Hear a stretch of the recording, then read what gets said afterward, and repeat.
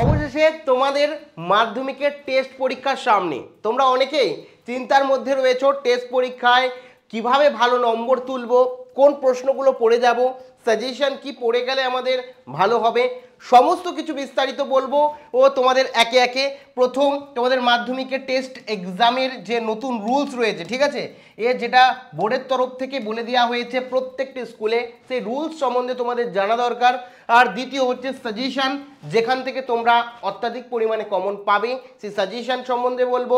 এবং তৃতীয় হচ্ছে প্র্যাকটিস, পরীক্ষার আগে কোন জিনিসগুলো প্র্যাকটিস তুমি করে যাবে সেইগুলোও তোমাকে প্রোভাইড করব এবং দিয়ে দেবো, যেগুলো পরীক্ষার আগে করলে সবথেকে বেশি তুমি কমন পাবে। তৃতীয় টিপস তোমাকে বলবো যে পরীক্ষার আগে যেগুলোকে তোমাকে টেস্ট পরীক্ষায় ভালো নম্বরের জন্য ইমপ্লিমেন্ট করা দরকার, সমস্তটা বিস্তারিত বলবো, যাতে তোমরা আমার যারা ভাই বোন রয়েছে পশ্চিমবঙ্গের মাধ্যমিকের টেস্ট পরীক্ষা নিয়ে চিন্তিত রয়েছে, তারা যাতে ভালো করে প্র্যাকটিস করে মাধ্যমিকের টেস্ট পরীক্ষায় ভালো নম্বর পেতে পারে।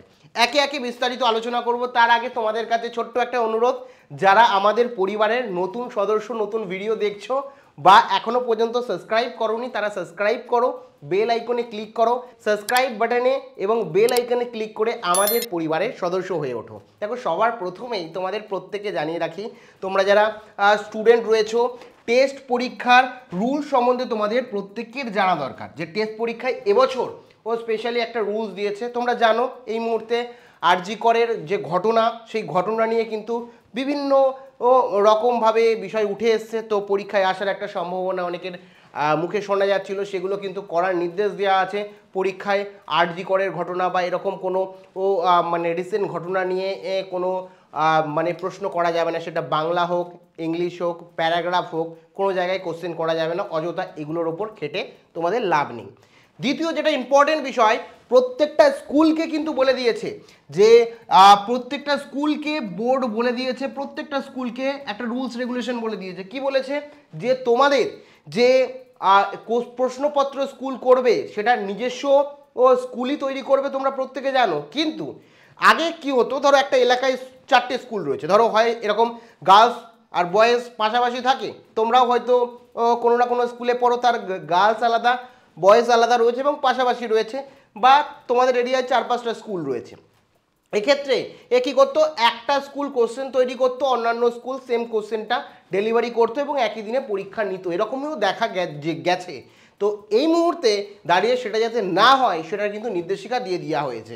মানে বলা হয়েছে প্রত্যেকটা স্কুলের একটা ইউনিক বা ডিফারেন্ট কোশ্চেন কিন্তু হওয়া দরকার এবং সেই কোশ্চেনটা তৈরি করবে নিজের স্কুল। অর্থাৎ বোর্ড প্রশ্ন তৈরি করছে না যেমন, তেমন এটারও ভাবার কোনো কারণ নেই আমার বন্ধুর স্কুলের পরীক্ষায় যে প্রশ্নপত্রটা আসবে সেম প্রশ্ন আমাদেরও আসবে, এটা ভাবার কোনো প্রয়োজন নেই। সেই কারণে যদি বলো মাধ্যমিক পরীক্ষা যতটা টাফ, টেস্ট পরীক্ষা কিন্তু মানে ফাইনাল পরীক্ষার কম্পেয়ারে কিন্তু টেস্ট পরীক্ষা অনেকটাই টাফ, একটু তুলনামূলক।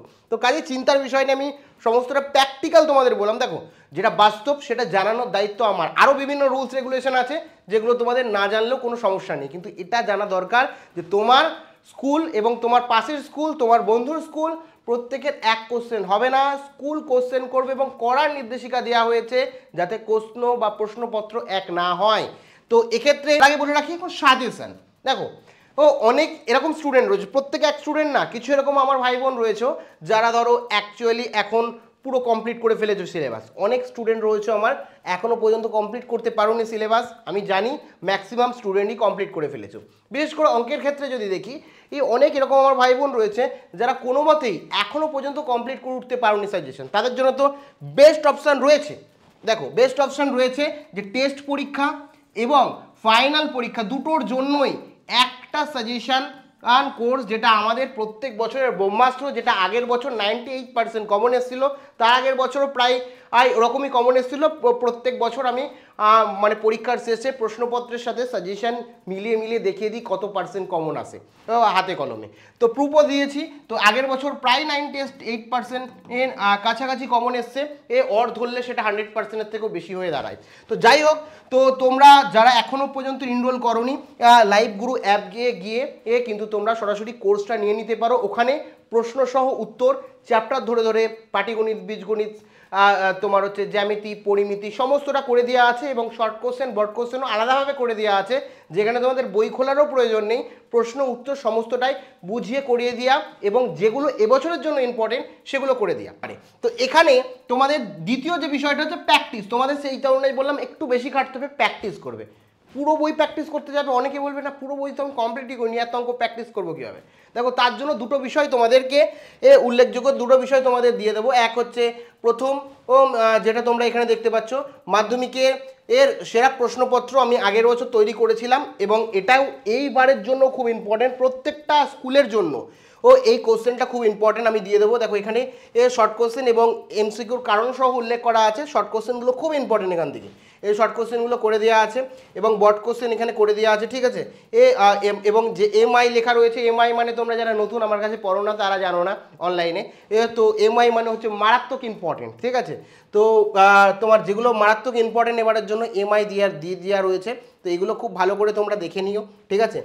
এই যে পিডিএফ রয়েছে এবং এখানে তোমরা যারা এখনও পর্যন্ত আমি বলছি আমাদের মাধ্যমিক অঙ্কের ব্রহ্মাস্ত্র সাজেশন কোর্স জয়েন করোনি তারা করে নাও, কারণ পাটিগণিত বীজগণিত জ্যামিতি পরিমিতি রাশিবিজ্ঞান এমসিকিউ আলাদা প্যাটার্ন রয়েছে, এসএকিউ রয়েছে, এলএকিউ রয়েছে, প্রত্যেকটাকে মিলিয়ে কিন্তু এই কোর্স কমপ্লিট করা, প্রশ্নসহ উত্তর এবং বিগত বছরে কমনের রেকর্ড তোমরাও জানো অনেকে, এবং আমার চ্যানেলে রীতিমতো টপারদেরও ইন্টারভিউ তোমরা দেখেছো। আমি চাই নেক্সট টপার তোমরাই হও, তোমাদের মধ্যে থেকেই আসুক, আমাদের পশ্চিমবঙ্গের ভাই বোনরা এগিয়ে যাক।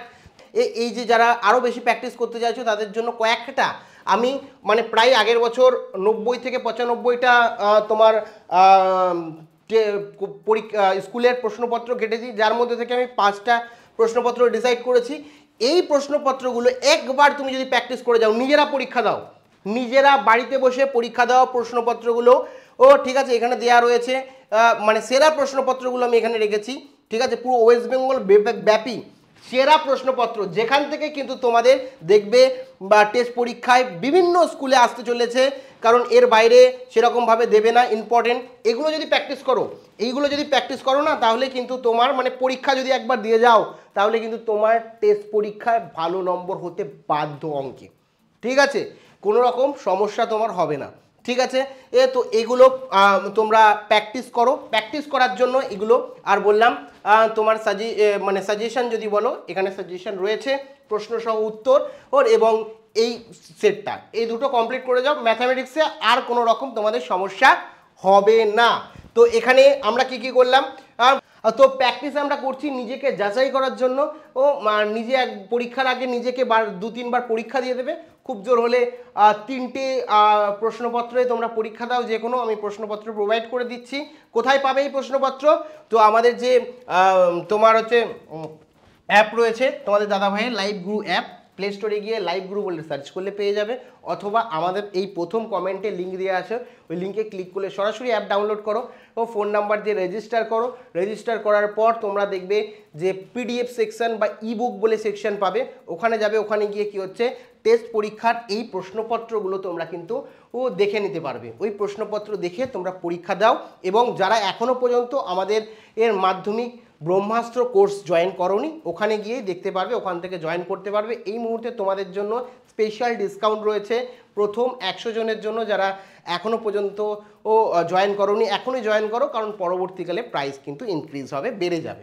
তো এবার হচ্ছে শেষ বিষয় যে তোমাদের অঙ্ক নিয়ে। দেখো আমি অঙ্ক টিচার, 10 বছর ধরে অঙ্ক করিয়ে এসেছি, আমার সাবজেক্ট অঙ্ক, এবং ফিজিক্সও তোমাদের ক্রমান্বয়ে আমি গাইড করি, ফিজিক্যাল সায়েন্স। অন্যান্য সাবজেক্টের দক্ষতা বা যোগ্যতা আমার নেই, যেটা সত্যি কথা। একজন টিচার একটা সাবজেক্টের স্পেশালিস্ট হয়, কারণ তুমি জানো, তোমাকে যদি কেউ বলে যে তোমার দাঁতে ব্যথা করছে, তুমি হাড়ের ডাক্তারের কাছে যাও, তাহলে কি হবে কাজ?